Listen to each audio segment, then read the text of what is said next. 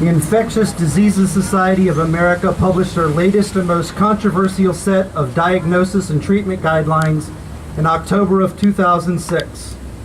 It was a hammer blow to the Lyme community. The guidelines for treatment state that no matter when a patient is diagnosed with Lyme disease, whether it is early or late stage with extensive neurologic or arthritic involvement, 2 to 4 weeks of antibiotic therapy will cure you. Whether taken orally or administered by IV, you are on your way to being rid of Lyme disease. There is no room for debate. There is no room for doubt. The evidence, they say, is undeniable. Lyme disease is easy to diagnose and easy to treat. For those who are treated and continue to have debilitating symptoms, symptoms that go far beyond the aches and pains of daily living, we are now lumped into a group they call post-Lyme syndrome. So what is this? In reading the first paragraph that begins to detail post-Lyme syndrome, the guideline authors speak of chronic fatigue syndrome and how common it is. They then cite 3 studies that relate the incidence of self-reported pain in adults with depression, anxiety, fatigue, and emotional and cognitive dysfunction. Nothing like jumping right to the heart of the matter, is it? Personally, I may have had slightly more respect for these doctors if they would have just come right up and said, these people are crazy if they think they're still sick. And my personal favorite reference, and I know I may not understand medical jargon the way it is intended, but the constant reference throughout their explanation of PLS of patients' self-reported symptoms. Again, I may not be getting this, but if I don't self-report my symptoms, who's going to report them? So beyond this, the IDSA does offer a lifeline of sorts, suggesting PLS could be, instead of ordinary aches and pains or a psychological manifestation, an as yet unknown autoimmune response or disorder. Here's the problem I have with that.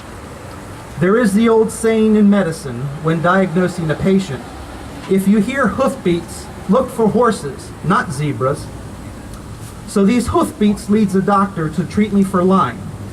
After this treatment, I continue to have the same or worsening symptoms.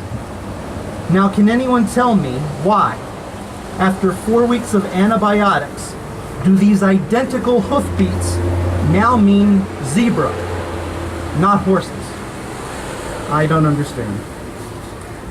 The newly published guidelines were alarming enough on their own, but when the IDSA stated that another medical association's guidelines independently corroborated their findings, some red flags went up.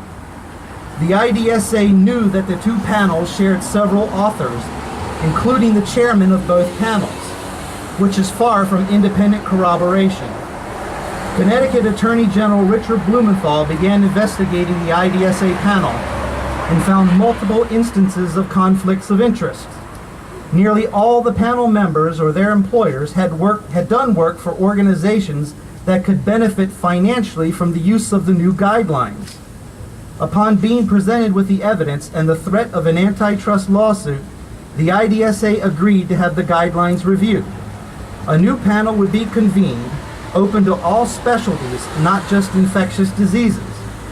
All members would be vetted by a medical ethicist for conflicts of interest. No panel member could have ever served on a guideline writing panel in the past. Ultimately, the panel would be chosen by the IDSA from all the qualified candidates. The panel was seated. All 12 were chosen to be members of the IDSA. Their charge was to review all the available scientific literature. When the 2006 guidelines were written, the authors cited only 405 of 18,500 available scientific studies on Lyme disease, the 405 that agreed with their viewpoint. There would also be a period of public input of additional scientific information for the panel to study, and finally a public hearing for medical professionals to present more evidence. This hearing will take place on July 30th and will be broadcast on the IDSA website. The final instructions are to take one of the following steps. which requires a 75% consensus. Leave the guidelines in place as they are. Change the guidelines in part, or abandon them altogether in favor of new guidelines to be determined by a new panel. The next several months should prove to be interesting for the Lyme community. We may see a major shift in our favor. We may see the status quo maintained, or we may see a low point that will require us to regroup and fight harder still.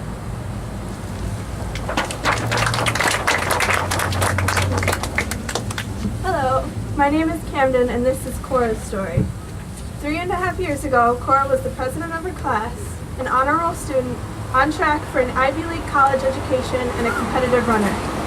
Today, Cora is in therapy, in and out of mental health facilities, suffering socially at school, and a shadow of her former self. Her journey, from then to now, speaks volumes to the depth of emotional suffering Lyme disease can bring into our lives, especially those of children. In December of 2005, Cora came down with the flu. A month later, this flu was followed by a swollen right leg that landed her in the hospital for 9 days. Remembering the flu and a small tick bite the past summer, her parents insisted on a test for Lyme disease.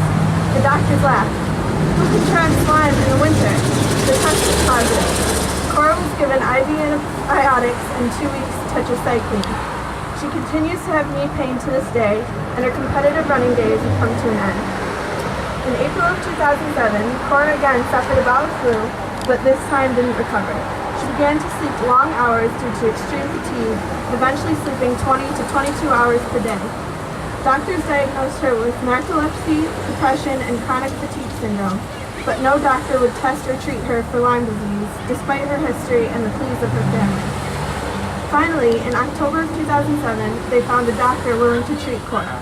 After a few trials to find the right combination of antibiotics and anti-inflammatory medications, she began to show improvement, slow though it was. On March 16, 2008, Cora stayed awake for an entire day. Although Cora was granted medical leave from school, she had to wait until December of 2007 to learn that she had passed the 9th grade. Having been so sick, she had missed her sophomore year of school and would have to begin a year behind in the fall of 2008. One unpleasant side effect Cora experienced, having slept for 11 months, was a weight gain of 25 pounds.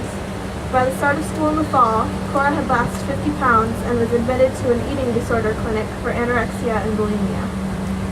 In February of this year, after another 6-day stay in the same clinic, Cora returned home and told her mother about 4 other patients in the clinic who were being treated for or had been treated for Lyme disease.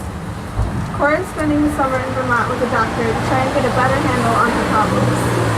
Her mother would have been with us today to tell this story, but she had to work. She had to work in order to pay for treatments not covered by medical insurance.